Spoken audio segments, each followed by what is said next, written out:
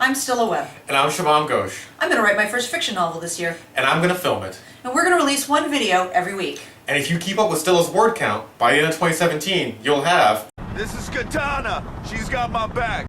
Alright, campers. We need to sit down and have a long talk about exposition. Exposition is explaining things, like characters, your world, or concepts to the reader directly. It's an information dump that breaks immersion, something that makes you realize you're reading a book or watching a movie. For an example, here's a clip from the award-winning movie of last year, Suicide Squad. Alright, so we've introduced the rest of the team, and then Katana steps onto the helicopter. And here's what Rick Flag says. This is Katana! She's got my back. She can cut all you in half with one sword stroke, just like mowing the lawn. I would advise not getting killed by her. Her sword traps the souls of its victims. It's the most exposition-y exposition ever exposited. It's so bad. Yeah, I'm trying to think about why this is so bad. So unimmersive. It just hits you in the face that they had to give you this information about Katana, and they had no other way of doing it. They ran out of ways to give you this information, so they just have Rick Flag say. It feels unimmersive, because the characters are doing this and they go, Katana can kill you with her sword and take your soul! So we're gonna do this job. That's what it feels like. And that's why we're bringing it up today, because bad exposition like that, especially in a sci-fi fantasy book, can kill your book in the first third if people don't want to keep reading. So we're not talking about description. I mean, you need to describe buildings and what the characters are wearing and how the action happens. We're talking about the underlying mechanics of how your world works being brought up like a sore thumb in the middle of a scene for no reason. Backstory. Entire paragraphs that just describe how magic works, but nobody's talking about it. They're just saying it. It's literally the narrator talking directly to the reader. Yeah. It could also be two characters talking like Rick Flag and Suicide Squad, but I think the main thing that sticks out to me about exposition is that how alien it seems in the flow of the book. That's the thing you're looking for, is a big speed bump or an alien presence in the middle of a chapter. Giant exposition trains just coming through and just cutting the story right in half. Yeah. But sometimes exposition is done really, really well. Such as this scene from Star Wars, A New Hope. So in this scene, Obi-Wan is trying to explain the Force to Luke, and he says, Vader was seduced by the dark side of the Force. The Force? Well, the Force is what gives the Jedi his power. It's an energy field created by all living things. It surrounds us and penetrates us. It binds the galaxy together. So why did that scene work when the Suicide Squad scene didn't? Because you had a character explaining to another character who didn't know what was going on. But none of the other people knew about Katana. But nobody asked about Katana. That might be the difference. It wasn't a natural thing. The guy just said it out of nowhere. The little snippet about the Force is shorter than the explanation about Katana. Yeah, and it's more meaningful, and Luke did ask about it. Whereas with the Katana scene, do we need to know that at that point in time? No. Yeah. Could we just know that she's a cool chick with a katana? Yeah. She's just a badass chick who jumps on there, says something to the guy in Japanese, and sits down. Yeah. Done. So just like when you're taking heroin, it's how smoothly you jab the needle in that makes a difference whether you're going to have a good trip or a bad trip. No, that's not working. So just like when you're drawing blood, it's how smoothly you get the needle in, which determines whether you have good exposition or bad exposition. It's how natural it feels. How natural to the situation and to the narrative does the information exchange feel. If it feels natural, it's fine. If it feels unnatural, there's something wrong. The fundamental issue is that you have to get the information from your brain to the reader without breaking immersion. It has to stay immersive. So to show you what we mean, we're going to take a passage from the award-winning book Battletech Legends, Decision at Thunder Rift, and we're going to improve how they do exposition. You can't use award-winning every time. So this is a real passage from a real book. And I'm sorry. Vogel's maneuverings had taken the better part of 2 local years, which was almost 3 standard months. As neither side trusted the other, the local trading house, House Malai, had been hired to ferry the negotiators between the Troyan and Oberon 6. Neither party was quite ready to allow heavily armed dropships from the other side to ground on home territory. Worse, Hendrik already had a treaty, or at least a rough understanding, with the Draconis Combine, and the Combine was at war with the Lyrian Commonwealth. Technically, this makes Hendrik an enemy, though not particularly an active one. It had taken time, and that most fleeting of human commodities, trust, but at last the pact had been hammered out. With the Trellian conquered, Hendrik would become Delirian's Commonwealth partner and ally, and it just goes on for 11 more paragraphs. I have no idea what's happening. 11 more paragraphs of this. It feels like a history lecture. Yeah. Of the worst kind, the kind I don't care about.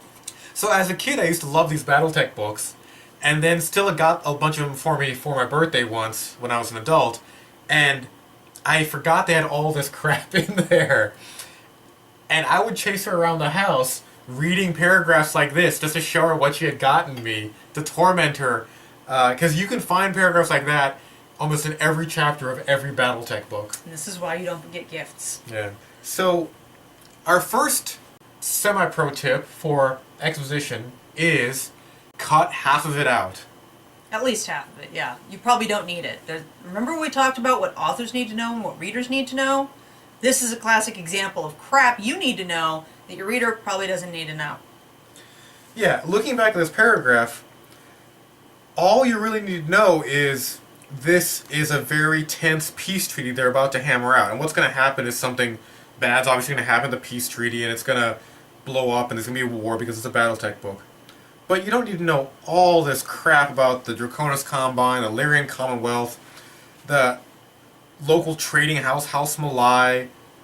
You can cut all that out. Yeah, you can cut 90% of that out. Yeah. Now, how would we fix this? Well, first we'd cut all this out. Second, you would weave this information, whatever's actually vital to the plot line, into the conversation and the discussion of the peace treaty itself. Have it come out naturally as they discuss it. You can totally bring that up as you go through the narrative without dumping it in a giant pile like this. Yeah, or in the middle of 11 paragraphs of exposition, and this is halfway through the book. Yeah, news reports. Hold on. Let's derail the whole train here. News reports are another kind of bad exposition that movies do a lot, where a character, something will be on the news, especially in a zombie movie, and I've seen some really bad ones. You're like, there's no way that's a news story. There's 0% chance that that is a news story. Corner store got robbed 2 minutes ago. We're here on the scene. Like, no, you're not. You're not there on the scene. Where is Spider-Man now? Why isn't he responding to this robbery? Like, yeah, that never happens. That's stupid. Now, a lot of this has to do with that being third person. With first person, you have a lot more leeway. You can have the narrator exposit to the reader because the narrator's basically talking directly to the reader in first person narrative. But you still probably want to cut about half of it out. Yeah. This is actually a pacing thing I do in Infinity Squad because they're all first person. In the first part of the book, like the first half, or even the first quarter, when I'm trying to ramp things up, I limit myself to like 2 paragraphs of exposition in the first person character's head. I always try to pepper it in between other things going on. Mm-hmm. If you have 3, 4, 5 paragraphs, it's going to get draggy. It's going to hurt your pacing.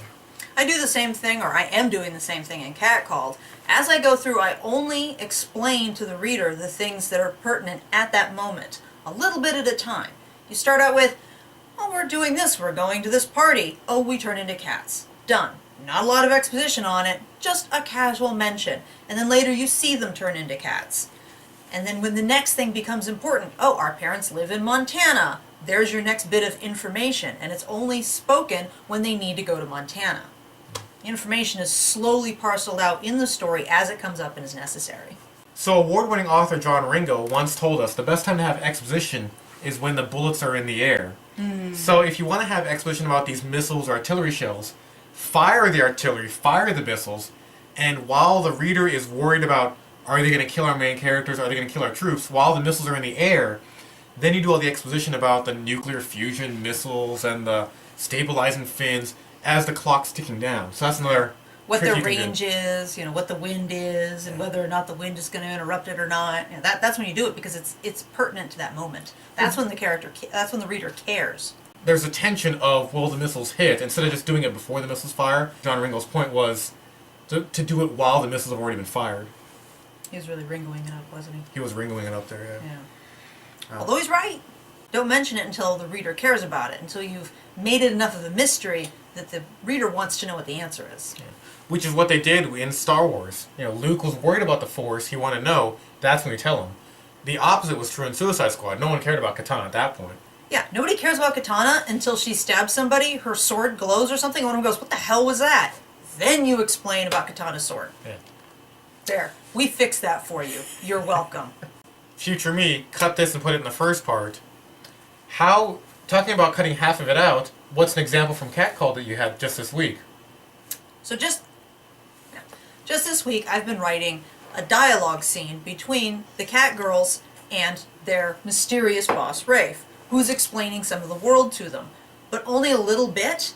In the conversation, instead of him going into everything he knows about every topic, he'll say just enough information to give the reader an idea of what's going on, and then they'll switch to another topic to keep it from being a 5-paragraph lecture to the twins about what the world is. Yeah, and the twins keep interrupting him, right? The twins keep interrupting him with other questions that they've thought of, because that's how real conversations work, and it's helpful to keep the entire thing from becoming a giant exposition train through the middle of my scene. Well, but it also makes it fun. Like it makes it more fun. It's fun. Yeah. It's fun when some really smart, learned character who knows exactly what's going on is trying to explain something to the newbie characters, and the newbies keep interrupting him with frivolous things.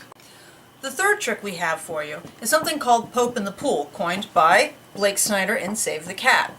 The concept is to have something happening in the background while exposition is happening in the foreground, usually dialogue between two characters. This came about when he was watching a movie in which two cardinals were talking about how they were going to kill the Pope while they were in the Vatican pool with the Pope in his swimsuit behind them, swimming laps in the pool. Literally, the Pope was in the pool. This is a great way to have something interesting happening so that you can get the expositionary information to your readers, but still entertain them at the same time. You see this a lot in movies. A great example is having a third person in a conversation who doesn't belong there, like in The Big Lebowski, when the two main characters are talking and Donnie keeps interrupting them with useless information. What the hell are you drawing? It's an elephant. It's an elephant. Okay.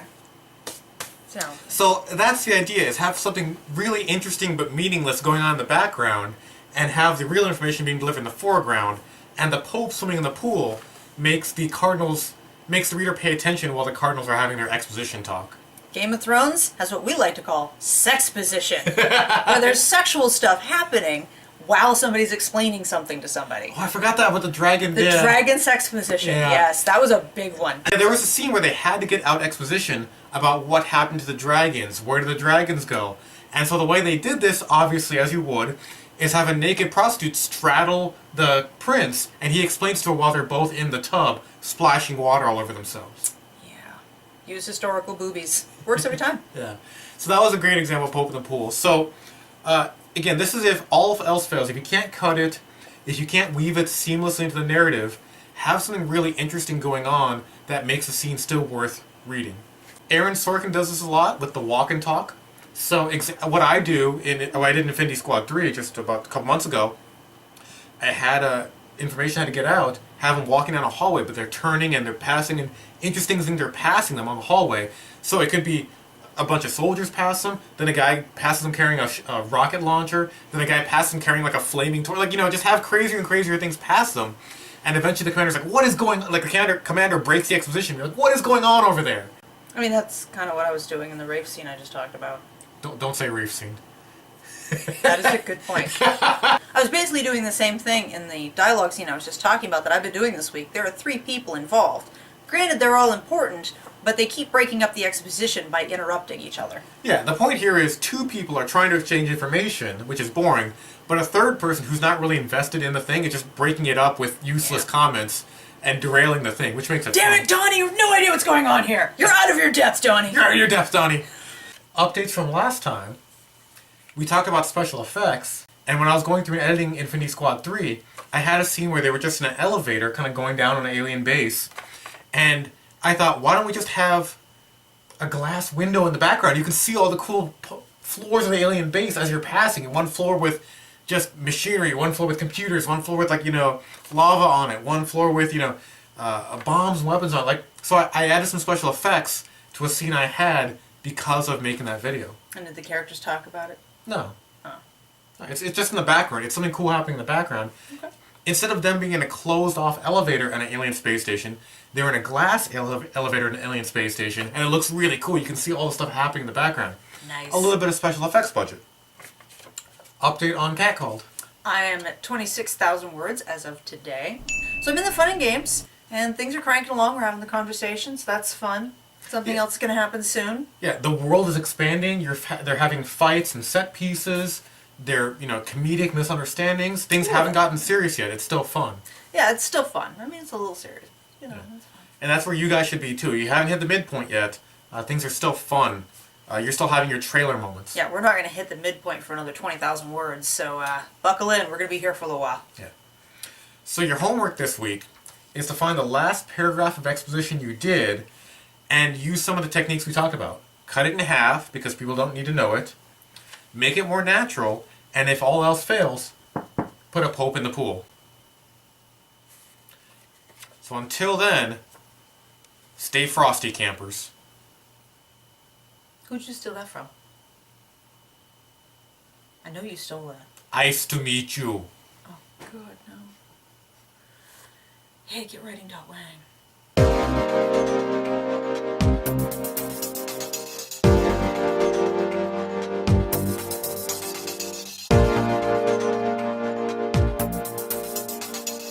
Stop that. Stop that. Stop that. It's creepy. Quit it.